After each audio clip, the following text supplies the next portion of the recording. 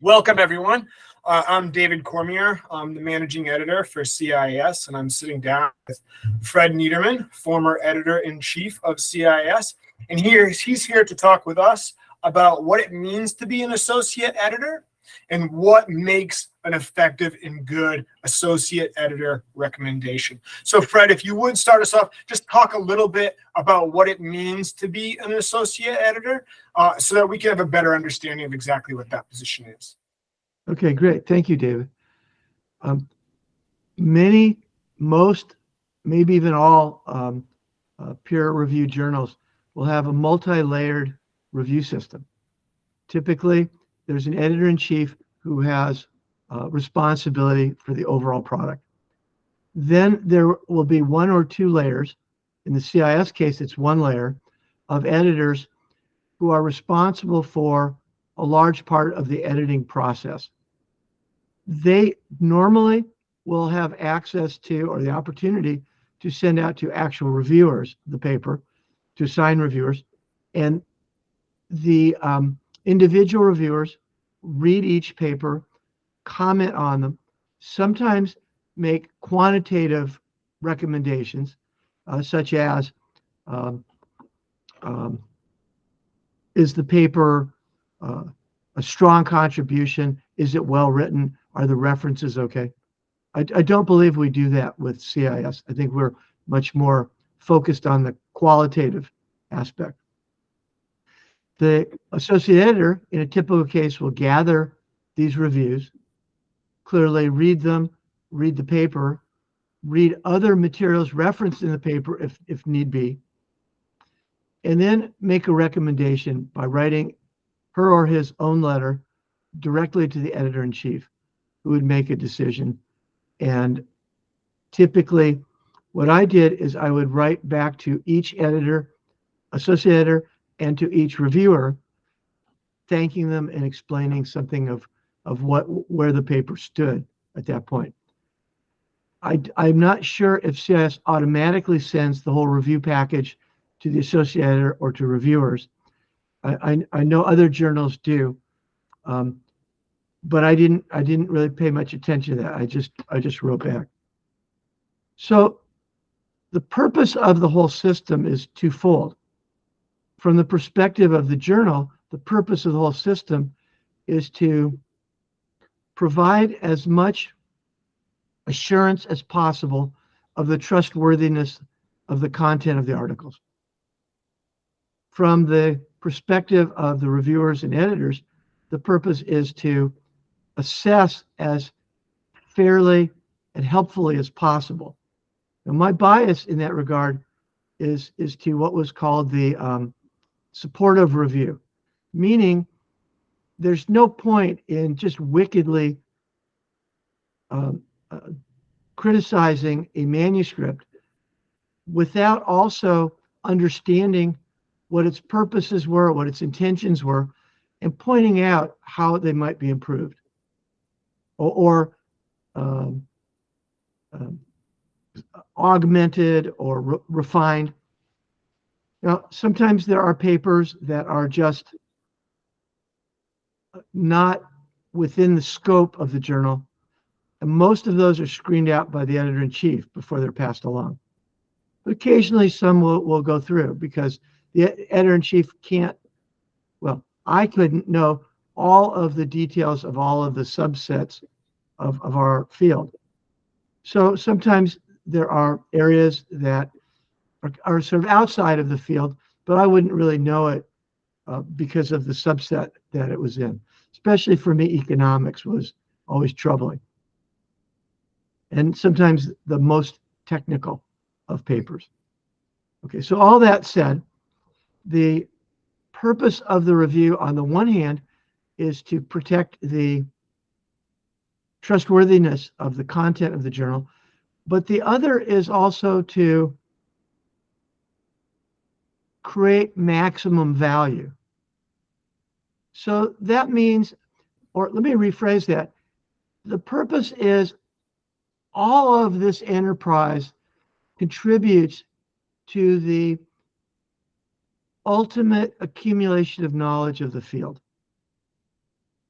So if a person writes an article, let's say in philosophy, and I happen to know of references left out that may or may not even change the content, but would enrich it,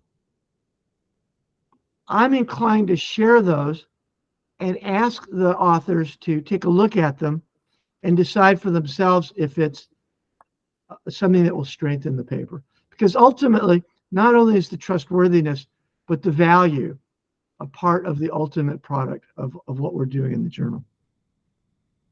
So that's kind of a rundown of a mechanical view and also some of the purpose view. So the associate editor then is part of that structure that sort of ensures the quality of the material being produced in the journal, and ensures that it's an overall contribution to an ongoing conversation within the field. The associate editor plays a critical role in that. And then the AE recommendation is the expression of the associate editor's thoughts in terms of those things in relation to the paper. Now, when it comes to that associate editor recommendation, what are some things you always expect to see, especially when we're talking about a good associate editor recommendation? What are some things you like to see and expect to see, Fred? Thank you. There are a number of response categories we can make to a given paper, from accepting to a sort of tentative accept. These aren't the exact terms, to a minor revision, major revision, and a, well, I don't like to use the word rejection. I think we say decline, because the reject implies that there's something wrong with the paper that makes it insufficient or ineligible. And that may be true, but it can also be that we've just published something on the same topic, or there's a minor flaw, but one that we don't see as being correctable. So, or it could be just, this is not at the level that we'd like to present our papers. A major one for us has always been that it's more incremental than imaginative.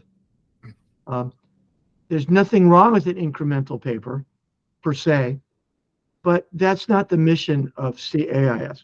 Okay, getting back to your actual question. So I always like to see some judgment. Now, often there are papers where a good associate editor would say, this is between a minor and major revision, or between an accept and a not accept. There would often be a tendency in papers that in a first round, it would be a major revision. If those issues were taken care of, there would be minor revisions of new smaller issues. And then depending on whether the remaining issues could be addressed just in copy editing, like typos, or if they needed some actual work, would be a tentative or a full acceptance. So seeing a final recommendation is helpful. Now, on a rare occasion, I might get something that would say reject or accept as is. Again, this might be dealing with the scope, or an opinion piece, or something that might be litigious and get us sued. That was otherwise fine, but just the associate editor wouldn't have certainty. Now, a next thing that I like to see in associate editor is an integration, not of the restating the details, but of an awareness of the issues that were raised by reviewers, and even better is a kind of prioritization. Here are 3 serious issues. Here are 3 issues that I think are routine but need to be dealt with. And pointing those out is very helpful, because as I read the paper myself, I can see whether I agree with the amount of those issues, and also if I can comment in a way that might make the issues more addressable. One thing I look for in the revision of a paper, and this may be a little different from other journals is I am not fond of people who go through the 20 recommendations and minimally deal with each one.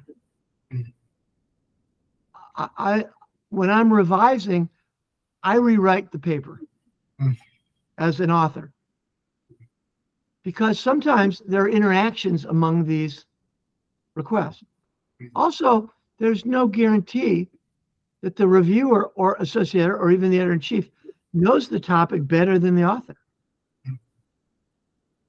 So an author response that I tend to really like is where they say, I changed these 8 things and these 3 others I think were better the way they were.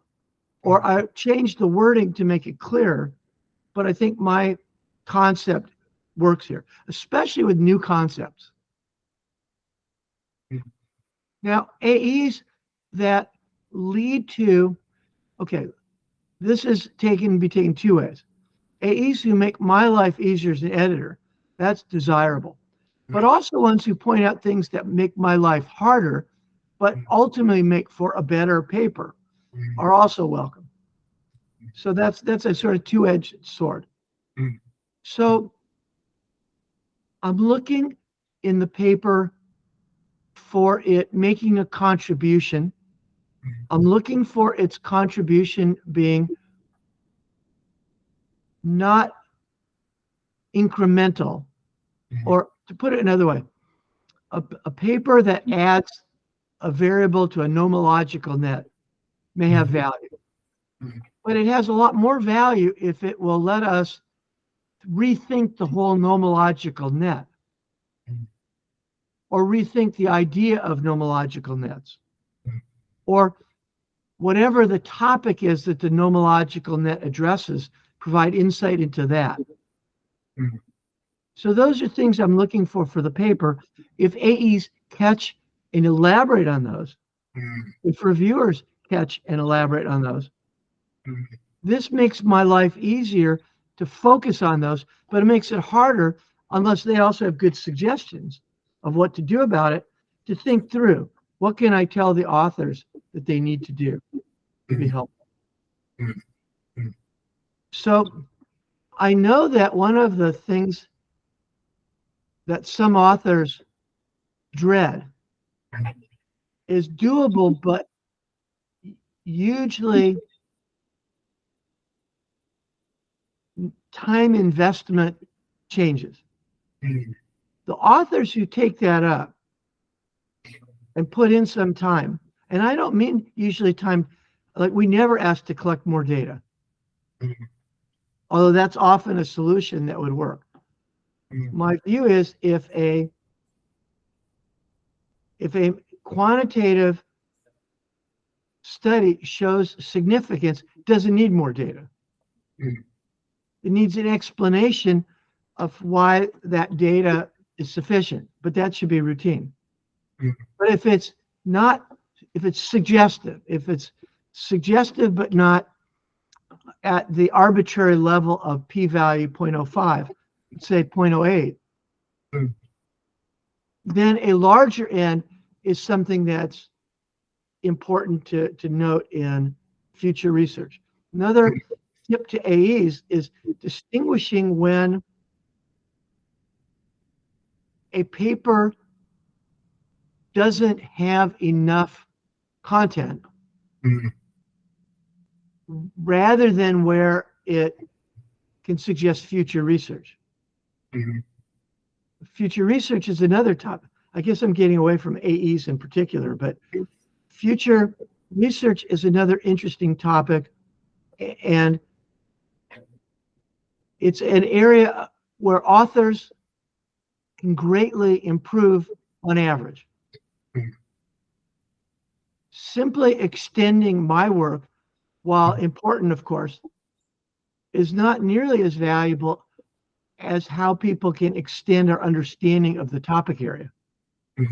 And that often could mean looking at alternative theories, looking at why you might or might not leave out poor performing variables, how you might look at other settings.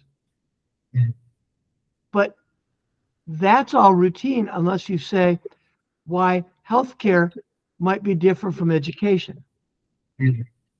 right? And they have different challenges.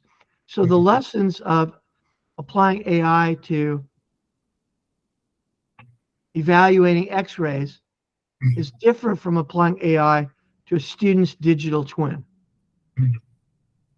And pointing out how learning about AI applications should require how it applies in various contexts.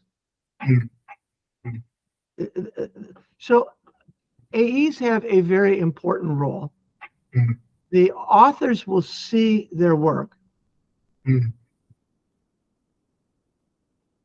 On the one hand, work that's not even close to being publishable needs an honest statement of that. Mhm. Many times that's a matter of the design of the study. Mhm. In my observation, especially with people from non-Western countries, South America, Africa, some of Asia. I mean, I guess Singapore's not a Western country, but there's a lot of assimilation of Western style. And they have a lot of people who come from Western countries that reside and teach there and write papers. But a lot of times there's an effort to take a concept that's been tested in the West a great deal and assume that Mhm. and test it in, say, in Singapore. Mhm. Now, for a replication type study, that's great. Mhm. And changing the setting is sufficient. Mhm. If a focus is why your technology or conceptual idea or your theory should not work there and show that it should not, Mhm. or show that it should not work but does, or because showing why it doesn't work there implies a theory that's more complex than the original. Mhm. So going into that explanation is like a very large extra step. Mhm. And very infrequently do I see that Mhm. in papers from South America, Africa, and other places in Asia. So they're not bad papers, but they might belong to a global information management journal Mhm. rather than a CAIS. That makes Mhm. sense. Yes. Mhm. So AAs are kind of tasked, I think, with negotiating those very complex uh, elements when a paper comes in front of them, and then they have to compose something to articulate those very complex elements to an editor-in-chief, who then has to make a decision. So then let me ask you this, Fred, as a bit of a follow-up. What's the hardest thing about being a good AE? For me, the hardest thing was finding good reviewers. Mm. Um, there are few incentives, almost no extrinsic incentives for many people around the world to do reviewing.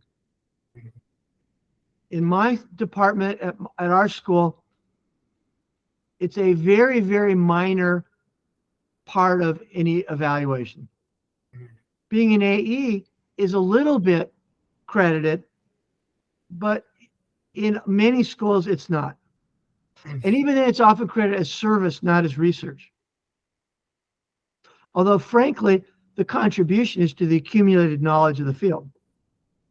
So I think it's one of those hybrids that I could argue either way. But I would say that intrinsically, there's a lot of value in reviewing and AEing, because so often in describing how to do something better, one can apply it to one's own work. And things that look undoable, you see somebody who's done them very cleverly. And obviously, you're not going to copy their wording or whatever, but their approach. Just as an example, I often have trouble sequencing ideas in my own papers. Mm. And I've been reading a lot lately where people very skillfully say, and this is an issue which we'll get to in section 5, being section 2 now. And they talk about it then. And this is both, this relieves the idea that it's logical to talk about now, but it's too early because you need other things. So this is a very smooth way to do it. And it never occurred to me until I read that in a paper. So that's just an example. There are many of these. Yes. So I think that many so-called top schools give advice, don't do any service because it takes away from your research. But in fact, it's a way to really broaden your awareness of things you might not otherwise. Especially for people that are not, like when I was in my doctoral program, we had a speaker every week, and a third of them were from top places everywhere in the world. And so I don't have that where I am now at all. In fact, I don't think there's anywhere in our metropolitan area. I would probably have to drive hours for something like that. So reviewing is a way to stay in touch with what people are trying to do. It can have the negative effect of, if you get lots of modest papers, you can start to misgeneralize that those are what's normal. And hopefully the editor-in-chief edits a lot of those out. One other thing for the AE,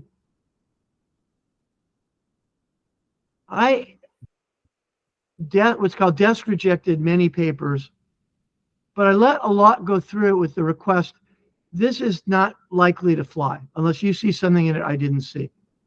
But I'm not going to have time to write good letters like that to everybody. And you know more about this topic than I do. Would you please write a letter, a supportive letter to these people? And so, especially I did that with people I knew pretty well. Also, in CAIS, we have what's called editorial review. An editorial review is where we're not asking you to send out to reviewers. Its purpose is to shorten the time between shorten the time between submission and publication. At some schools, they make a distinction between editorial review and a peer review. And we let authors choose what they want to ask for. Occasionally, somebody will be asked to do editorial review and still get reviewers because they don't notice. Other times, they'll do an editorial review because they don't feel it's worth reviewer time. And these are all things I encounter, and we're fine. But an editorial review is really looking for the judgment of the AE. And it's a little bit like doing the review and making the conclusions also. I like doing them myself because I'm very maybe overconfident in my own judgment. Similarly, if you get 3 reviews where each reviewer is different, and they can range from reject to accept right now to something in the middle, I usually really like those because the one who said reject often had a different idea of what the CAIS model would be, or the one who said accept saw something in it they thought should be published in spite of any other flaws.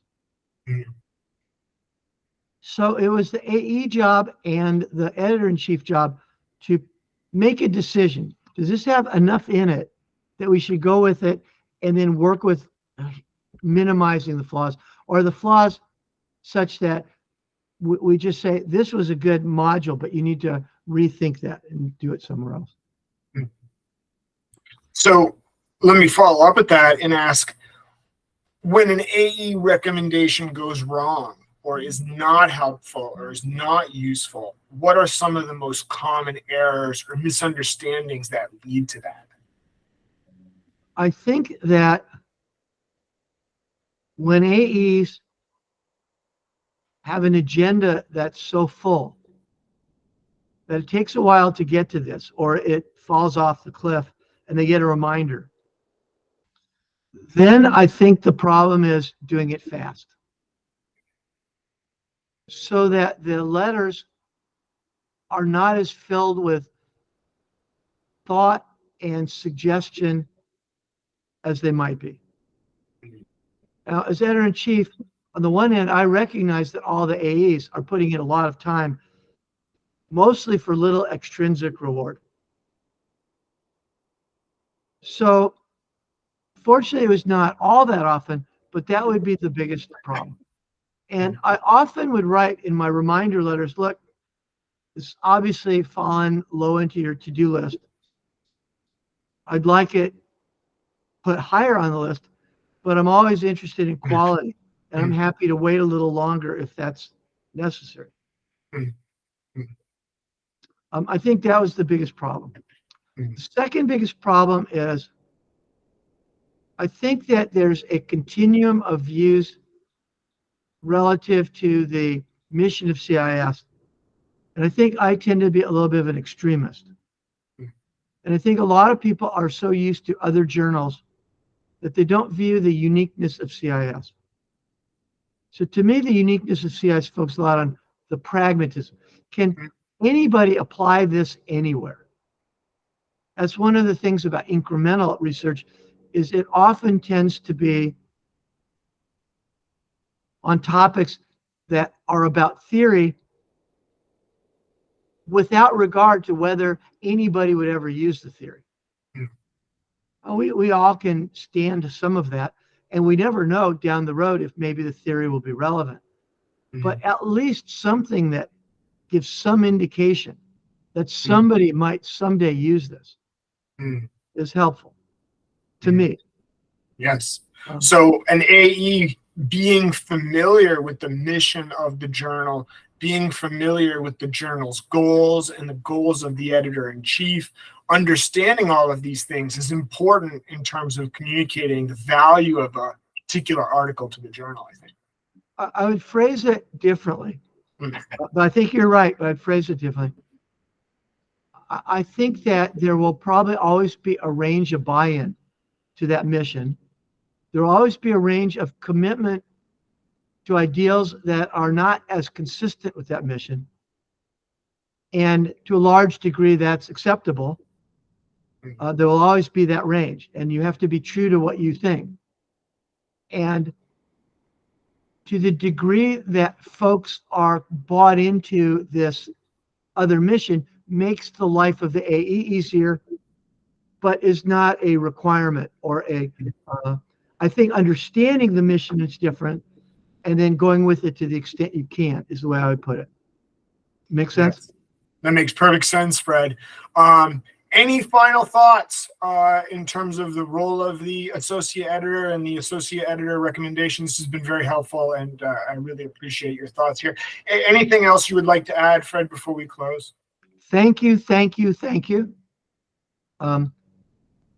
I felt the best thanks was explaining my decisions and sending a note. I don't know if I did it 100% of the time, but I'm sure it's over 90%. And it always start off, thank you, and I appreciate it. But that's really genuine, I think, from the editor. The editor cannot do her or his job, in this case, her and his job, without that level of support.